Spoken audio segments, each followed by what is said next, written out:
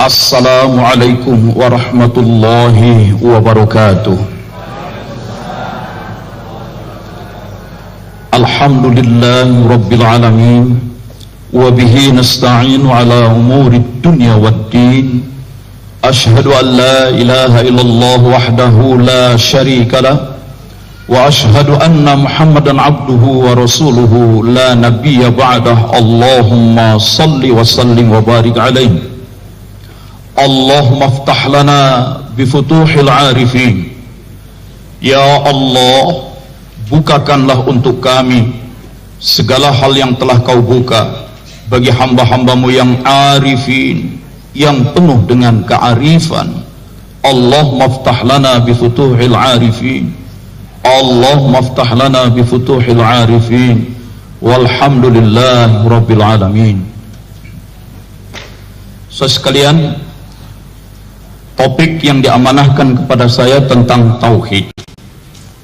Saya sampaikan dulu sebuah hadis yang ada dalam Sahih Bukhari.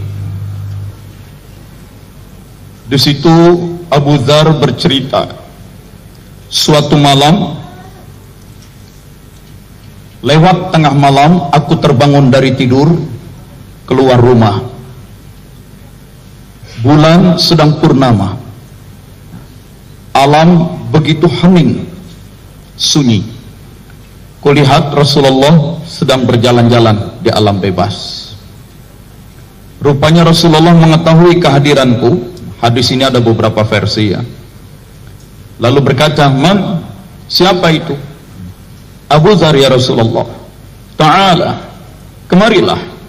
Maka aku menghampiri Rasulullah SAW dan berjalan berdua dalam keheningan pagi dini hari. Di dekat sebuah batu besar, Rasulullah berkata, "Ijlis sahina." Mari kita duduk di sini. Tapi baru duduk sebentar, beliau sudah bangkit meninggalkan aku, pergi ke balik bukit. Dan kudengar beliau berkata-kata, "Wa in zana wa in sarqa," sampai 3 kali. Ketika beliau muncul, aku tanya, "Ya Rasulullah, dengan siapa engkau berdialog barusan? Karena aku tidak melihat ada orang lain." Nabi katakan, di balik bukit itu ada Jibril. Dia memanggil aku dan menyampaikan pesan. Siapa orang yang mati dalam keadaan di dalam dirinya ada la ilaha illallah, dakhala jannah, masuk surga. Aku bertanya, wa in zana wa in saraqa, bagaimana kalau orang yang mati dengan keyakinan la ilaha illallah itu, tapi dia pernah berzina, pernah mencuri? Jibril menjawab, wa in zana wa in saraqa, ya, meskipun pernah zina, pernah mencuri. Aku tanya lagi kali kedua, wa in zana wa in saraqa, bagaimana kalau dia pernah berzina dan mencuri? Jibril menjawab, wa in zana wa in saraqa, meskipun pernah zina, pernah mencuri. Aku tanya lagi, wa in zana wa in saraqa, bagaimana kalau dia pernah berzina, pernah mencuri? Jibril menjawab, wa in zana wa in saraqa, meskipun pernah zina, meskipun pernah mencuri, tapi ada la ilaha illallah, keyakinan itu di dalam dirinya, mati masuk surga. Hadis seperti ini ada beberapa versi, tetapi biasanya para mubalik, para ustadz kurang suka mengangkatnya ke publik, khawatir nanti orang jadi menggampangkan. Oh, ternyata meskipun pernah zina, pernah mencuri, asal la ilaha illallah masuk surga. Itu jadi khawatir orang menggampangkan. Karena juga ada sebagian orang yang senangnya bikin susah masuk surga. Masuk surga itu serba susah lah. Padahal jelas siapa yang mati la ilaha illallah masuk surga. Nggak logis dong, nggak masuk akal. Dia berzina, dia mencuri, kotor. Surga itu tempat suci. Bagaimana orang yang kotor masuk ke tempat suci? Pokoknya ada la ilaha illallah di dalam dirinya, masuk surga. Soal dia kotor, sebelum masuk ya dibersihin dulu. Itu. Membersihkannya bagaimana? Tergantung berapa banyak dosanya. Kalau kotoran dosa hanya seperti debu-debu yang menempel di pakaian, ya paling ditepis-tepis begini aja oleh malaikat. Oh, udah bersih. Ada la ilaha illallah dalam dirinya, ada, masuk surga. Tapi ada yang sudah ditepis-tepis, dibersihkan, masih kotor juga. Terpaksa yang begini direndam dulu, digodok dulu, dikucak-kucak dulu, bahwa setelah bersih ada la ilaha illallah, ada surga. Ada yang sudah direndam, digodok, masih juga kotoran nggak turun, nggak hilang. Nah yang begini masukin air panas berulang-ulang, diputar-putar, dibanting-banting dulu di batu, seperti orang-orang tua kita di kampung dulu nyuci spray tempat tidur itu di pinggir sungai, setelah dicuci dibanting, brak, brak, dia rontok semua kotoran itu, peres lagi, dijembreng lagi, dah bersih, dah ada la ilaha illallah, ada, masuk. Itu jadi tidak usah ragu, ada la ilaha illallah pasti masuk surga. Soal kotoran, bahkan kotoran yang sangat berat seperti zina akan masuk surga juga, tapi kotorannya dibersihin dulu. Dan soal pembersihannya, mengapa kita harus menunggu pembersihan itu nanti di sana? Kenapa tidak kita bersihkan saja sendiri dari sekarang? Bersih-bersih saja dari sekarang. Yang telah lalu ya sudah berlalu.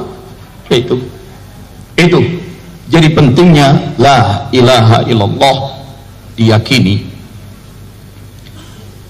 Kata kuncinya ada pada makna ilah yang harus dicermati. Apa arti ilah? Bisa kita lihat pada kamus yang sangat tua, sebenarnya bukan kamus itu, semacam ensiklopedia, Lisanul Arab, atau kamus bahasa Arab yang paling modern, yang bernama Kamus Al-Munawwir, ya, yang disiapkan oleh Kiai Haji Ahmad Warson Munawwir itu dari Krapyak, Jogja. Sudah wafat beliau beberapa tahun lalu. Tapi Kamus Al-Munawwir itu pun banyak merujuk pada Lisanul Arab, karena yang paling tua itu Lisanul Arab. Atau bisa kita lihat dari seorang ulama terkenal, Abu A'la Al-Maududi, yang menulis buku tentang Al-Mustalahatul Arba'ah fil Quran, 4 istilah dalam Quran. Di situ dijelaskan apa makna ilah. Ya. Saya tadi pagi masih lihat-lihat lagi Lisanul Arab itu. Ilah itu dari dulu-dulunya di kalangan masyarakat Arab berasal dari kata alaha atau berasal dari kata laha. Apa itu alaha? Alaha itu memuja, memuliakan, meninggikan, mengagungkan, menyembah, mentaati, menggantungkan diri. Itu makna alaha. Jadi kalau alaha itu memuja, ilah sesuatu yang dipuja. Memuja, memuliakan, meninggikan, mengagungkan, menyanjung, itu alaha. Ilah sesuatu yang dipuja, dimuliakan, ditinggikan, diagungkan. Itu makna ilah. Atau berasal dari kata laha. Laha itu mencintai. Kalau sudah mencintai, merindui, mendamba, mengejar, mencari, mendekati, mementingkan, itu laha. Maka ilah sesuatu yang dicintai, dirindui, didamba, dikejar, dicari, dipentingkan. Itu makna ilah. Dulu ada seorang tokoh pergerakan Islam, Bang Imad, Dr. Imaduddin. Sepulang dari Amerika, ambil program master di Masjid Salman ITB, banyak menyelenggarakan pelatihan-pelatihan dakwah dengan pendekatan andragogi. Terkenal dulu yang namanya LMD, latihan mujahid dakwah, untuk para mahasiswa dan dosen di Bandung, dan kemudian melebar ke kampus-kampus yang ada di Jakarta dan Jogja. Itu banyak kadernya. Dalam pelatihan itu biasanya distimulus dibuat diskusi kelompok, coba kamu diskusikan apa arti ilah yang paling tepat. Kalau dalam diskusi itu orang sudah pada buntu, Bang Imad memberikan rangsangan, memberikan stimulus lagi, terjadi lagi perdebatan. Kelompok ini buntu, kasih stimulus lagi, terjadi perdebatan lagi, pagi sampai sore itu diskusi tentang ilah. Tapi dari berbagai angkatan akhirnya arahnya selalu sama. Apa itu ilah? Segala sesuatu yang dipentingkan, segala sesuatu yang dipentingkan, segala sesuatu yang dicintai, didamba sedemikian rupa sehingga sesuatu itu mendominasi, menguasai kita. Sesuatu itu apa? Apa saja. Jadi ilah itu bisa banyak memang. Sehingga dalam Quran pun ada ilah-ilah yang banyak. Misalnya dalam surat Al-Furqan, surat 25 ayat 43. Ara'aita, tidakkah kau perhatikan, manittakhadha, orang yang menjadikan ilahahu, yang menjadikan sebagai ilahnya hawahu, hawanya. Hawa, apa itu hawa? Kita kurang familiar dengan istilah hawa. Biasanya digandeng hawa nafsu begitu. Padahal dalam bahasa Arab tidak ada istilah hawa nafsu. Hawa ya hawa, nafs ya nafs, dua hal yang berbeda. Keliru juga menerjemahkan hawa dengan nafsu. Kita lihat ya.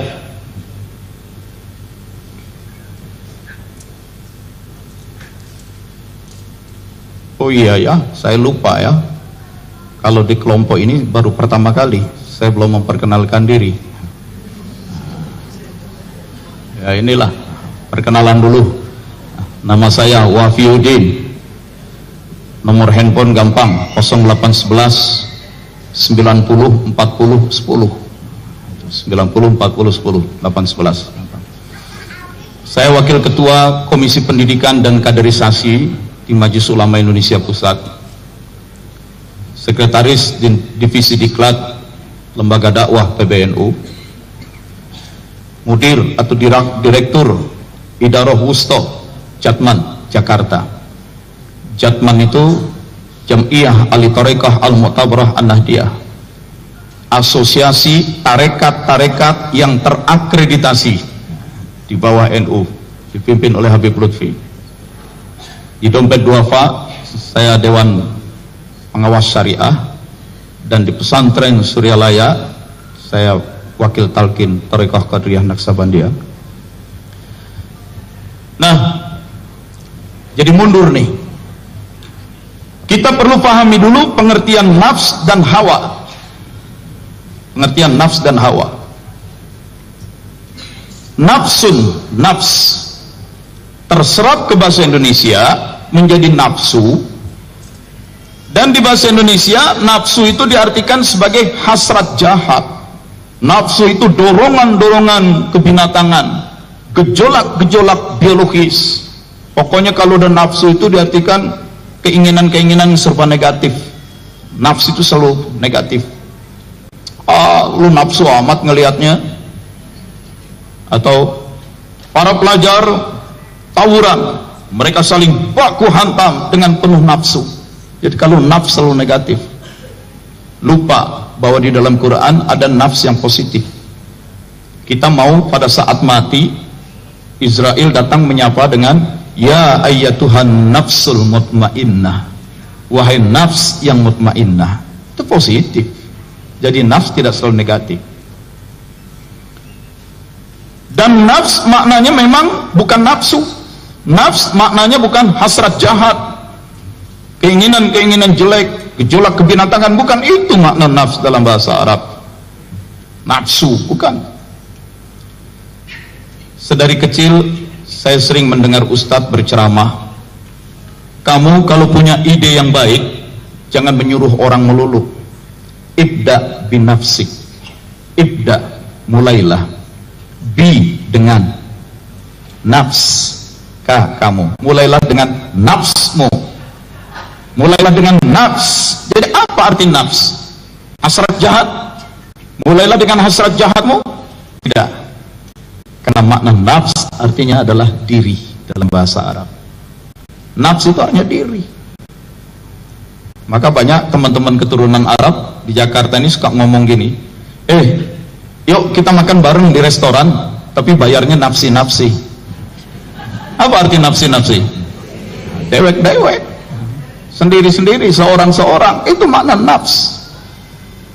Lihat surat Al-Baqarah ayat terakhir. La yukallifullahu nafsan. Allah tidak akan memberikan beban kepada nafs, tidak akan memberikan beban kepada hasrat jahat. Tidak. Allah tidak akan memberikan beban kepada nafs, kepada suatu diri. Nafs artinya diri atau seseorang. Pokoknya ingat aja, makan bareng di restoran tapi bayar nafsi-nafsi. Nafsi itu artinya diri. Itu. Dan sebenarnya bahasa Inggris memang gampang kok ya. Saya dakwah keliling dunia, bahasa Inggris cukup modal 2, yes, no, itu aja. Nah, kemarin ke Inggris, panitianya, Ustadz, gimana kalau kita makan dulu di restoran? Yes, nah, makan kita. Begitu selesai, Ustadz bayar? No. Itu kenyang hidup. Lihat lagi ayat lain, surat Al-Hasyr ayat 18. Ya ayyuhallazina amanattaqullaha wal tanzur nafsum ma qaddamat ligad. Nafs, ketemu lagi nafs. Wal tanzur nafsun, hendaknya setiap nafs, hendaknya setiap diri, setiap orang, setiap individu. Itu. Ayat lain, surat Az-Zumar, khalaqakum, dia mencipta kamu, min nafsin, dari nafs, dari diri, dari pribadi, dari individu, dari orang, wahidah. Itu makna nafs. Pokoknya boleh periksalah di mana-mana ayat Quran menggunakan istilah nafs. Nafs itu artinya diri, individu, pribadi ya. Jadi ringkas cerita, satu orang, satu diri, satu individu, itu namanya nafs. Nafs. Dua orang, dua pribadi, nafsani. Satu nafs, dua nafsani. Kalau banyak, jamaknya anfus. Itu orang yang banyak. Anfus. Individu dalam jumlah banyak. Kalau orangnya banyak tapi mati, mampus. Itu. Dalam bahasa Inggris, nafs itu artinya ego, self, individu. Karena itu ilmu tentang individu, ilmu tentang pribadi, psikologi, dalam bahasa Arab disebut ilmu nafs, ilmu tentang nafs, ilmu tentang diri, ilmu tentang pribadi, ilmu tentang ego. Itu nafs. Oh, jadi nafs itu bukan nafsu, bukan. Nafs itu bukan hasrat jahat. Nafs itu individu, diri, pribadi. Lalu yang kita kenal sebagai gejolak biologis, dorongan-dorongan kebinatangan, itu apa kalau bukan nafsu? Dalam bahasa Arab itulah yang disebut dengan al-hawa. Hawa. Karena hawa bisa merusak diri, bisa merusak individu, maka orang sering mengaitkan hawa nafsu, hawa yang merusak nafs atau hawa yang mempengaruhi nafs. Tapi sebenarnya dalam bahasa Arab tidak pernah ada istilah hawa nafsu, gak ada. Hawa ya hawa, nafs ya nafs. Coba baca ayat ini, surat An-Nisa ayat 135. Fala tattabi'ul hawa, jangan kalian perturutkan al-hawa. Gak pakai nafsu, hawa jangan diikuti, hawa. Baca lagi ayat lain, wala tattabi'il hawa, jangan kamu perturutkan al-hawa. Gak pakai nafsu ya. Baca lagi ayat lain, surat Kahfi, wala tuti', jangan engkau taati, man aghfalna qalbahu, orang yang lalai kolbunya, an zikrina, dari berzikir kepada kami. Kalau dia lalai kolbunya dari berzikir, wattaba'a, maka dia memperturutkan hawahu, hawanya. Hawa, bukan nafsu. Tidak ada ayat berbunyi wattaba'a nafsahu, lalu dia memperturutkan nafsunya. Tidak. Dan tidak ada ayat berbunyi wattaba'a hawa nafsu, pakai hawa, pakai nafs. Tidak ada. Quran menyebut hawa. Dan ini ayat yang banyak ustadz sering keliru juga memahaminya.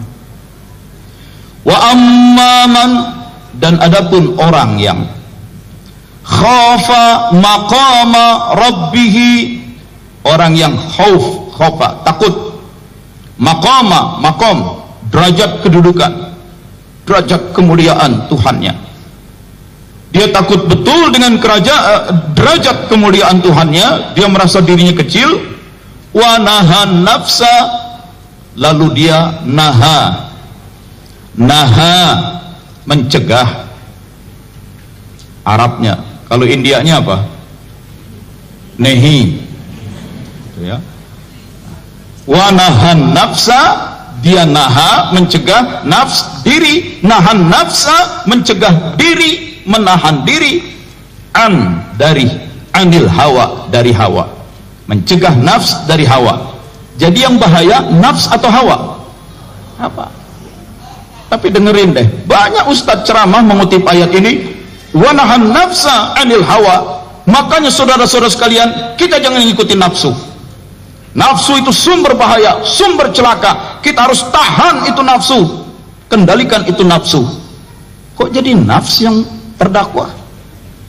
Wa nahan nafsa anil hawa, menahan nafs, diri dari hawa. Yang bahaya itu hawa, jangan diikutin, bukan nafs yang dianggap bahaya. Itu. Oh jadi keliru Ustaz? Ya keliru. Oh kami jadi keliru kan karena sering dengerin para ustadz juga, para penceramah. Jadi penceramah itu keliru juga, keliru. Kok ustadz bisa keliru? Ya nggak apa-apa, ustadz juga manusia. Ya tapi kalau udah ustadz kan udah belajar bahasa Arab, di pesantren, di IAIN, gelarnya aja SAG, sarjana alam gaib. Kok bisa keliru juga? Temannya si ustadz lulusan Mesir bilang, untung gelar saya bukan SAG. Oh ustadz apa gelarnya? LC, LC. Apa itu ustadz? Lulus ceramah. Oh bolehlah, saya mau tuh punya anak LC, lulus langsung ceramah, daripada S1, S2 masih nganggur juga. Dan memang zaman sekarang kita nggak usah banggalah dengan S1, S2, S3 lah. Samsung Galaxy aja udah S8, tenang-tenang aja. Apa yang mau dia banggain dengan S1, S2, S3? Itu. Oke, jadi itulah makna nafs dan hawa ya. Ini harus diperjelas dulu. Kalau mau tahu, al-hawa berasal dari kata makna dasar hawa. Hawa, in hawa, ahwa, arti dasarnya adalah sakoto. Sakoto itu jatuh. Jatuh itu sebuah kecenderungan menuju rendah. Sebuah kecenderungan menuju rendah. Itu. Ya kalau jatuh selalu rendah, menuju rendah ke bawah ya. Kecuali dalam politik ada juga jatuh ke atas. Itu. Dari dirjen diangkat jadi staf ahli, itu jatuh ke atas itu. Ya. Nah, dirjen punya jabatan, punya anggaran. Diangkat jadi staf ahli, ya, lebih dekat sih dengan menteri, namanya aja staf ahli, tapi nggak punya anggaran, jatuh ke atas itu politik. Oke, makna dasar hawa sakoto, jatuh. Jatuh itu kecenderungan menuju rendah. Jadi apa itu al-hawa? Al-hawa adalah hasrat rendah, dorongan-dorongan rendah. dorongan makan, minum, dorongan seks, libido, dorongan mencari tempat yang nyaman, malas-malasan lalu tidur, dorongan untuk memiliki sarang, tempat tinggal khusus, hasrat rendah. Dalam bahasa Inggris, Hawa disebut basic instinct. Basic itu dasar, yang namanya dasar ya di bawah. Insting, kecenderungan. Basic instinct, kecenderungan dasar, kecenderungan rendah. Jadi Hawa itu selera rendah, basic instinct. Oh, jadi itu arti Hawa, hasrat biologis, dorongan rendah, basic instinct. Iya.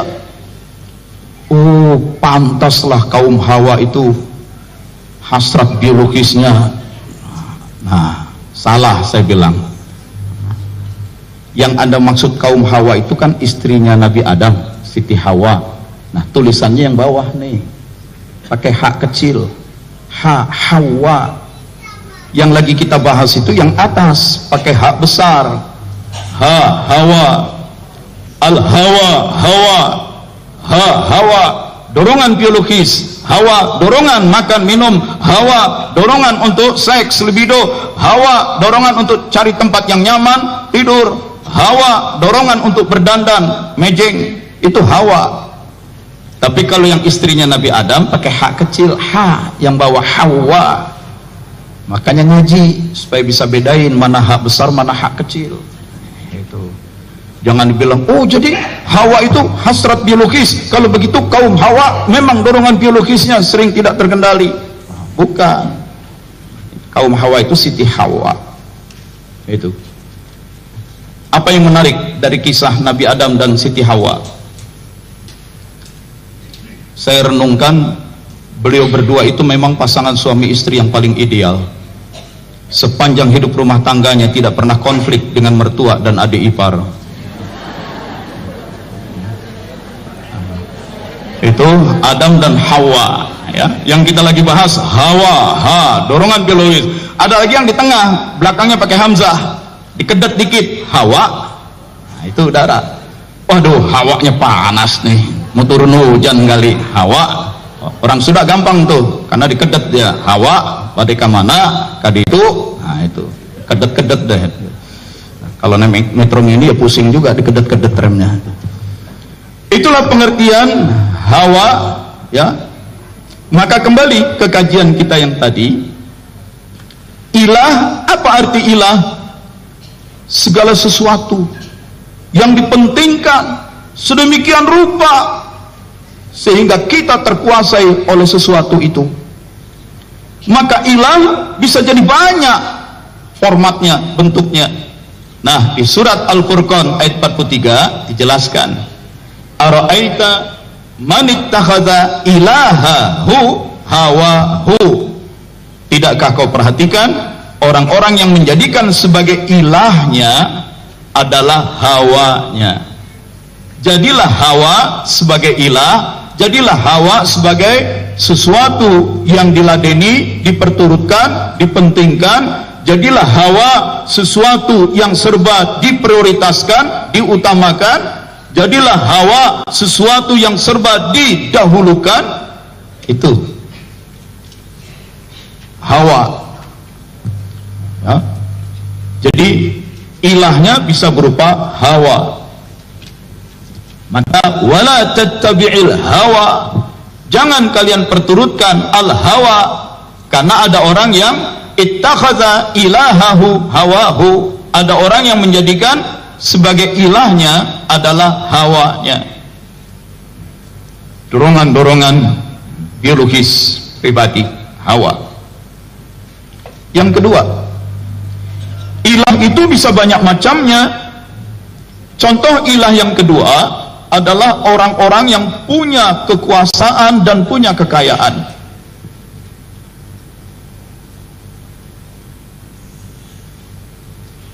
Fir'aun kan sampai berkata, ya ayyuhal mala, wahai pejabat-pejabatku, kaki tanganku, orang-orang dekatku, ma alimtu lakum min ilahin ghairi, kalian tidak punya ilah selain diriku. Kalian tidak punya ilah yang layak dipuja, dimuliakan, ditinggikan, diagungkan, disembah, dicintai, disanjung, didamba, kecuali aku. Itu. Bahkan di ayat lain surat Asy-Syu'ara, Fir'aun mengancam, la in ittakhadhta ilahan ghairi, kalau kamu memiliki ilah ghairi selain diriku, aku akan penjarakan kalian. Itu. Jadi Fir'aun itu merasa diri jadi ilah karena kaya dan berkuasa. Itu. Ya, dalam hidup sehari-hari juga begitu, apalagi dalam dinamika politik. Kemarin menjadi lawan politik, akhirnya sekarang menjadi pemuja-muja, supaya dikasih posisi juga, menjilat juga. Digunakanlah segala keprofesorannya, kedoktorannya untuk melacurkan sikapnya. Kemarin jadi anti penentang, sekarang jadi pendukung. Begitu menjilat-jilatnya sehingga menjadi sangat tidak rasional pilihan sikapnya itu. Kenapa dijadikan ilah? Karena berkuasa dan kaya. Yang menentang Nabi Musa, marah itu Fir'aun, kejar itu Musa, kejar itu Harun, kejar itu orang-orang yang jadi pengikutnya. Dikejar. Ketika dikejar sampai di pinggir lautan, wajawazna bi bani Israil al-bahr, surat Yunus ayat 90. Allah jadikan lautan itu terbelah. Wus. Musa dan pengikutnya turun ke dasar lautan, terus menyeberang. Fa'atba'ahum Fir'aun wa junuduhu baghyan wa adwa. Fir'aun dan seluruh tentaranya terus mengejar, ikut turun ke dasar lautan. Tapi belum sampai ke seberang, laut dibikin menyatu lagi. Maka Fir'aun dan seluruh tentaranya tenggelam. Reaksi orang tenggelam, berenang, berusaha naik ke permukaan. Baru menyembul mukanya, hirup udara, datang gelombang, didorong lagi ke dalam. Panik, berusaha lagi naik ke permukaan, hirup udara sedikit, ditenggelamkan lagi ke gelombang. Berulang-ulang begitu, makin panik, makin lemah. Akhirnya pada titik tertentu Fir'aun sadar. Saat itulah dia berkata, qala, Fir'aun berkata, amantu, sekarang aku beriman, annahu, bahwa sesungguhnya, la ilaha, sekarang aku beriman bahwa sesungguhnya la ilaha, tiada yang pantas dijadikan ilah, tiada yang layak dipuja, disembah, dimuliakan, ditinggikan, diagungkan, tiada yang pantas jadi ilah, illalladzi amanat bihi banu Israel, kecuali dia yang sudah diimani oleh Bani Israel, pengikutnya Nabi Musa. Amantu, sekarang aku beriman. Jadi Fir'aun pun di akhir hayatnya menyatakan diri, aku beriman, tidak ada ilah kecuali yang dijadikan ilah oleh Bani Israel. Wa ana minal muslimin, dan aku pun termasuk orang yang muslim. Itu kata Fir'aun, menundukkan diri. To submit yourself, to submit, bahasa Arabnya aslama. Aslama itu menundukkan diri. Islam artinya ketertundukan. Muslim artinya individu, pribadi yang menundukkan diri. Wa ana minal muslimin, dan aku pun termasuk yang muslimin, menundukkan diri. La ilaha, tiada ilah illalladzi amanat Bani Israel, kecuali memang ilah yang sudah diimani oleh Bani Israel, pengikut Nabi Musa. Itu Fir'aun, taubat juga dia, masuk surga dong? Belum tentu, karena dalam hadis qudsi yang lain Allah katakan, aku Tuhan Maha Pengampun, bila ada datang orang berdosa minta ampun, aku ampuni. Dia pergi bikin dosa lagi, taubat lagi, aku terima taubatnya. Minta ampun, ya aku ampuni. Dia pergi bikin dosa lagi, datang lagi, taubat lagi, ya aku terima taubatnya. Minta ampun, ya aku ampuni. Begitulah seterusnya sampai ajal sudah menjelang. Ketika mati sudah menjadi sesuatu yang pasti, orang itu baru bertobat, tertolak. Fir'aun itu tobat akhirnya. Fir'aun beriman pada penghujung hayatnya, tapi ditolak. Itu kan surat Yunus ayat 90 ya. Maka di ayat 91-nya sambungannya, bahwa Fir'aun sudah mengaku beriman. Allah berkata, Al-an, mengapa baru sekarang? Waqad asaita qabl, engkau sebelumnya membangkang dan berbuat kerusakan. Jadi meskipun sudah beriman, kenapa baru sekarang ditolak? Karena namun meskipun sudah ditolak, apa kata Allah ayat 92-nya? Fal yauma nunajjika bibadanika, namun hari ini tetap akan aku selamatkan badanmu. Bibadanika, badan itu bahasa Arab, ada dalam Quran. Maka hari ini akan kuselamatkan badanmu. Mati, ruhnya dicabut, diwafatkan. Tapi badan yang sudah jadi mayat tidak dibikin tenggelam dan hancur, meskipun pakai pakaian kerajaan yang berat-berat. Oleh Allah, badan yang sudah mati itu dibikin terapung dan terdampar di pantai Mesir. Dan rakyat Mesir yang sedang di pantai menjumpai mayat Fir'aun, oleh Allah diberi petunjuk, diberi ilham, diberi inspirasi untuk mengawetkan. Kenapa Allah menyelamatkan badan Fir'aun? Kenapa badan itu diawetkan? Litakuna liman khalfaka ayah, untuk dijadikan pelajaran bagi orang-orang sesudahmu nanti. Wah, itu jadikan pelajaran. Waktu saya ke Mesir, mumi Fir'aun kan sudah dipindah ke museum bersama mumi-mumi yang lain. Ruangannya dingin sekali. Saya cari, mana itu muminya Fir'aun, yang mumi Fir'aunnya yang lawannya Nabi Musa. Cari-cari, bergerak ke arah yang salah. Teman di ujung sana bilang, Ustaz, ini Ustaz, Fir'aunnya Nabi Musa. Oh, salah rupanya. Dengan bergegas saya hampiri, itu mumi di dalam peti kaca, tapi saya mendatangi dari arah yang salah. Karena begitu dekatnya, saya menjulurkan badan, melongok ke dalam. Rupanya itu pas bagian muka. Begitu saya longok dia, menatap dia pun menatap saya. Begitu. Sepersekian detik terjadi saling adu muka, adu mata gitu. Mukanya jelek. Karena itu saya kaget. Kalau kata orang Betawi, ngejimprak kita, sampai mundur. Kalau orang lihat satu muka saya pucat, kaget melihat mumi mayat yang begitu serem, mundur. Saya tenangkan diri, mayat, ini mah mayat, udah nggak ada apa-apanya. Akhirnya saya maju lagi, main tatap-tatapan itu. Saat itulah terjadi semacam dialog batin. Saya bertanya, yopo kowe iki Un? Apa yang kamu perbuat sampai Tuhan Allah memperlakukan begini? Beribu-ribu tahun, selama beribu-ribu tahun, jutaan mulut manusia ngomongin kamu sebagai ikon kejelekan, ikon pembangkangan. Orang-orang Yahudi, orang-orang Nasrani, orang-orang Islam beribu tahun ngomongin jeleknya Fir'aun. Jadi waktu tatapan begitu, yopo kowe, apa yang kamu lakukan sampai Allah memperlakukan kamu begitu? Beribu tahun, berjuta mulut ngomongin kejelekan kamu, membenci, melaknat kamu. Kamu adalah ikon pembangkangan.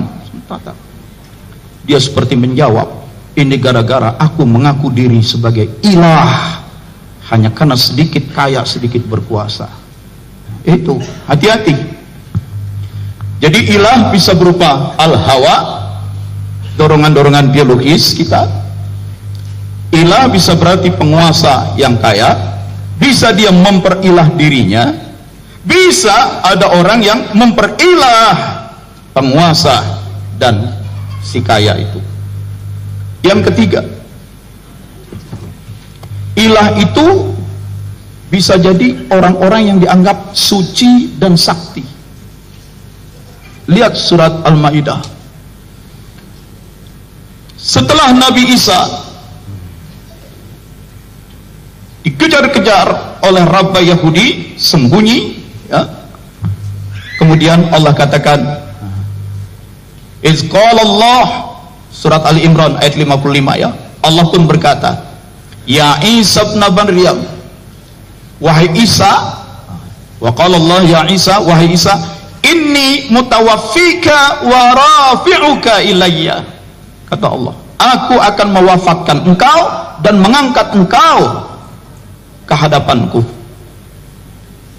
Badan, tubuh biologis, kalau kehabisan nyawa, kehabisan hayat, itu namanya mati. Tapi begitu badan mati, ruh dicabut, itu namanya wafat. Inni mutawaffika, aku yang akan mewafatkan engkau. Jadi Nabi Isa itu kemudian dalam persembunyian di hutan karena dikejar-kejar, ya mati badannya, tapi ruhnya dicabut, diwafatkan. Itu. Tapi setelah ruh Isa dibawa menghadap Allah, lihat surat Al-Maidah ayat 116. Allah pun berkata, ya Isa ibn Maryam, wahai Isa putra Maryam, a anta qulta linnas, apakah engkau yang mengajarkan kepada manusia, ittakhizuni wa ummi ilahaini, jadikanlah diriku dan ibuku ilahaini, jadikanlah diriku dan ibuku dua ilah, dua yang disembah, dua yang dipuja, dimuliakan, ditinggikan, diagungkan, min dunillah, selain Allah, sehingga ilah jadi tiga. Kamu yang ngajarin begitu, hai Isa. Jadi setelah badannya mati, ruhnya diwafatkan, ditanya, kamu ngajarin begitu? Tidak ya Allah. Memang kenapa? Setelah kau ditarik meninggalkan kehidupan di muka bumi banyak orang yang menjadikan engkau sebagai ilah selain Allah, menjadikan ibumu sebagai ilah selain Allah.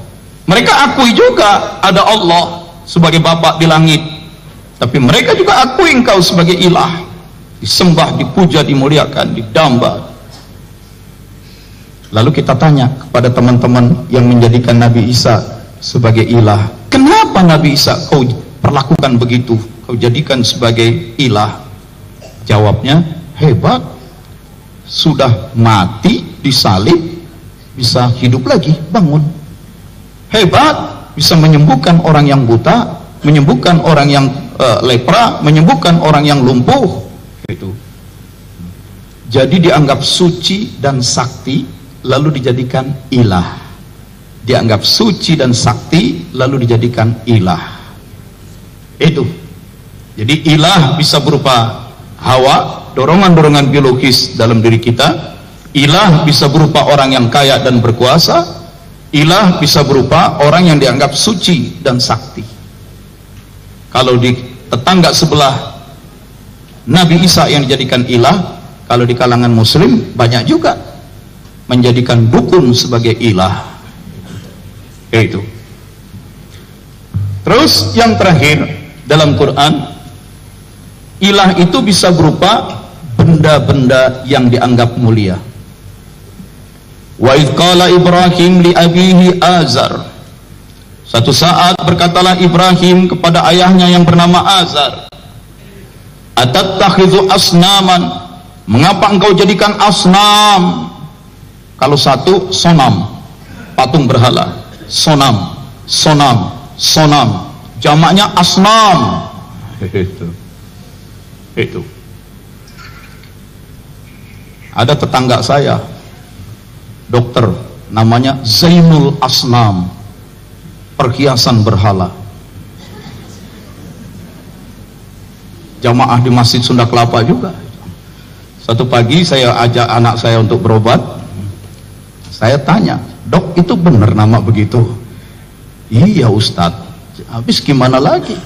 Bapak saya di Sumatera Barat dulu dari kecil dikasih tahu oleh orang-orang tua, kalau nanti kau besar dan punya anak, berilah anak nama dengan nama yang ada di dalam Quran. Asnam kedengarannya indah, nah, jadilah saya dikasih nama Zainul Asnam. Dia nggak ngerti artinya perhiasan berhala. Itu. Yang penting ada di Quran. Itu. Satu saat di Surabaya training sebuah bank syariah. Mereka lagi ngisi-ngisi kuesioner, saya duduk lihat daftar hadir. Itu. Saya kaget, ini bener nih nama orang begini. Itu supaya dia nggak bisa sembunyi, saya bikin kaget dia, saya bikin spontan itu. Saya teriak, Muhammad Jahim. Siapa? Katanya. Oh bener, namanya Muhammad Jahim. Betul nama kamu Muhammad Jahim? Iya. Kamu tahu apa artinya Jahim? Iya Pak. Habis gimana lagi? Bapak saya kan orang Madura, fanatik banget. Orang Madura ditanya, apa agamamu? NU Pak. Saking fanatiknya. Dari kecil dipesankan, kasihlah nama anak dengan nama yang ada dalam Quran. Dikasih nama Jahim, panggilannya Jim. Teman-temannya panggil Jim, Muhammad Jahim. Dia nggak tahu Jahim itu nama neraka yang paling dalam. Itu kenyataan. Jadi ada Zainul Asnam, perhiasan berhala, ada Muhammad Jahim. Masya Allah. Disitulah pentingnya ngaji. Itu. Kembali ke ayat ini. Atattakhidhu asnaman alihah. Mengapa engkau jadikan asnam? Kenapa engkau jadikan sonam-sonam? Engkau jadikan patung-patung, berhala-berhala alihah. Kalau satu ilah, kalau dua ilahaini, kalau banyak alihah. Mengapa engkau jadikan berhala-berhala itu sebagai alihah, sebagai ilah-ilah? Kesimpulannya, jadi di dalam Quran sendiri, ilah itu memang bisa dimaksudkan terhadap banyak hal. Ilah itu bisa berupa al-hawa. Cuma banyak orang suka nggak paham, jadi saya tambahin juga hawa nafsu. Bisa jadi ilah itu al-hawa, kecenderungan yang ada dalam diri kita ini, dorongan-dorongan biologis rendahan. Bisa jadi ilah itu orang yang punya kekuasaan dan punya kekayaan. Bisa jadi orang yang dijadikan ilah itu orang yang dianggap suci dan sakti. Bisa jadi yang dianggap ilah itu adalah benda-benda yang dianggap punya kekuatan magis. Yang zaman Nabi Ibrahim berupa sonam, patung berhala. Yang zaman sekarang bisa berupa batu akik. Kalau udah sibuk ngejar akik, wah lupa. Bisa jadi zaman sekarang skripsi, ngejar-ngejar skripsi. Itu inilah ilah yang sebenarnya ilah-ilah palsu. Karena itu kemudian di dalam prinsip Islam, istilah ilah itu dimasukkan dalam kalimat nafi isbat. Nafi, penafian. Penafian itu artinya penyangkalan, penolakan, pengingkaran. Dinafikan dulu. La ilaha, tiada yang dipuja. La ilaha, tiada yang dimuliakan. La ilaha, tiada yang diagungkan. La ilaha, tiada yang disembah. La ilaha, tiada yang serba ditaati, diladeni, dilayani, diutamakan, dijunjung, diprioritaskan. La ilaha, tiada yang dicintai. La ilaha, tiada yang dirindui, tiada yang didamba, tiada yang diharap, tiada yang dicari, tiada yang dikejar, tiada yang didekati, tiada yang disegala-galakan. Baru diisbat illallah, illallah, illallah. Jadi sebuah kalimat la ilaha illallah, la ilaha illallah, la ilaha illallah. Tiada yang dipuja kecuali Allah, tiada yang dimuliakan, diagungkan kecuali Allah, tiada yang didamba, diharap, dicintai, dikejar, dicari, disegala-galakan illallah, kecuali Allah. Tiada yang diabdi, tiada yang ditaati, tiada yang diladeni, tiada yang diperturutkan, tiada yang diprioritaskan illallah, kecuali Allah. Itu ada nafi, penafian, penyingkiran, penolakan, penyangkalan. Ada penegatifan, negation. Ada illallah, ada isbat, pemantapan. Nah, ini yang di awal ceramah saya tadi, Jibril katakan, siapa yang mati dengan mengucapkan dengan keyakinan la ilaha illallah, masuk surga. Nabi sampai tanya, wa in zana wa in saraka, bagaimana kalau dia pernah zina, pernah mencuri? Dosa zina, dosa mencuri itu ya dosa kotor, itu akan dibersihkan. Tidak harus dibersihkan di akhirat, sekarang pun dia bisa membersihkan. Tapi sepanjang ada la ilaha illallah, dia akan masuk surga. Dan setiap kali seseorang mengucapkan, meyakinkan ke dalam dirinya la ilaha illallah, rontok sebagian dosa. La ilaha illallah, rontok sebagian dosa. Makin sering dia ucapkan la ilaha illallah, la ilaha illallah, la ilaha illallah, maka dia mengikis semua dosa-dosa. Karena itu perbanyaklah zikir la ilaha illallah. Maka dalam hadis yang sahih riwayat Imam Ahmad, Nabi berpesan, jadidu imanakum, perbaharui selalu, baguskan selalu imanmu. Wa kaifa nujaddidu imanana, bagaimana cara memperbarui iman ya Rasulullah? Nabi menjawab, aktsiru min qaul, perbanyak ucapan. Aktsiru min qaul, perbanyak ucapan la ilaha illallah. Tidak usah ragu, ini hadisnya sahih. Nabi yang bilang aksiru min qaul, perbanyak ucapan, ya diucapkan dan banyak-banyak. Itu tidak usah ragu mengucapkan dan banyak-banyak la ilaha illallah, la ilaha illallah. Untuk apa? Untuk memperbarui iman. Tapi kan iman adanya di dalam kolbu, iman itu adanya di dalam hati nurani. Ucapan la ilaha illallah itu kan adanya di mulut. Ucapkan saja banyak-banyak dari mulut, nanti dia akan tembus. Apalagi kalau secara sengaja sambil mengucapkannya dengan mulut, tapi kesadaran Anda menembuskannya ke kolbu. La ilaha illallah, la ilaha illallah, la ilaha illallah, la ilaha illallah, la ilaha illallah. Sambil diucapkan, dirasakan masuk ke kolbu. Sambil diucapkan, disadari, diarahkan ke kolbu. La ilaha illallah, la ilaha illallah, la ilaha illallah, arahkan ke kolbu. Untuk apa?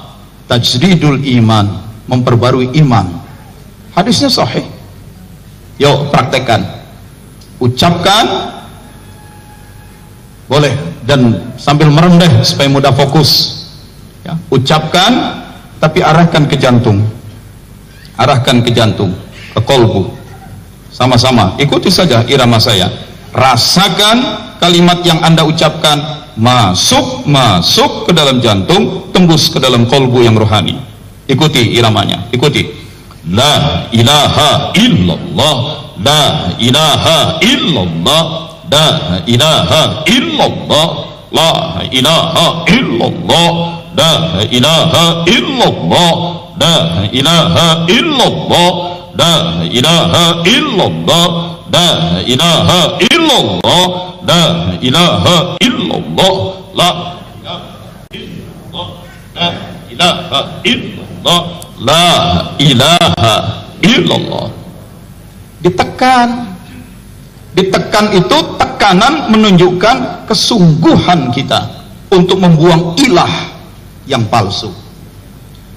Tekanan itu menunjukkan keyakinan dan kesungguhan kita untuk hanya Allah yang diimani ya. La ilaha illallah, ikuti. La ilaha illallah, la ilaha illallah, la ilaha illallah, la ilaha illallah, la ilaha illallah, la ilaha illallah, la ilaha illallah, la ilaha illallah, la ilaha illallah, la ilaha illallah, la ilaha illallah, la ilaha illallah, la ilaha illallah, la ilaha illallah.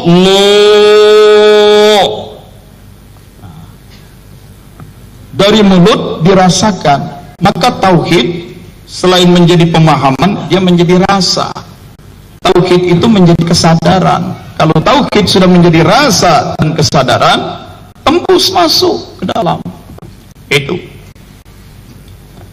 Karena la ilaha illallah itu memang alat pembersih nomor satu. Likulli syai'in saqalah.